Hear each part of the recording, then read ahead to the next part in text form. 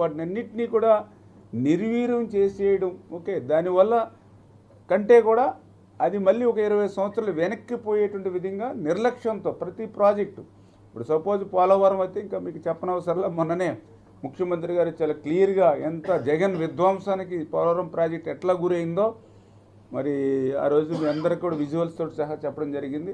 మరి తర్వాత మేము ఒక్కొక్క ప్రాజెక్టు కూడా చూస్తూ ఉంటే పోలవరంతో పాటుగా ఇంకా ఇతర ప్రాజెక్టులు ఏవైతే ఉన్నాయో అవన్నీ కూడా ఎట్లా వెనక్కిపోయాయి.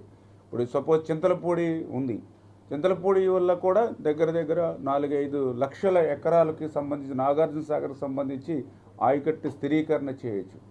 నిజంగా చింతలపూడి కూడా ఈవేళ ప్రశ్నార్థం అయిపోయిన పరిస్థితి. ఎందుకంటే ఏదైతే నేషనల్ గ్రీన్ ట్రిబ్యునల్ ఆ రోజు 70 కోట్ల రూపాయలు ఫైన్ వేస్తే మరి ఆ ప్రభుత్వం కనీసం సుప్రీంకోర్టులో కేసు అయితే ఫైల్ చేశారు, కానీ దాన్ని కూడా వీళ్ళు ఎపీర్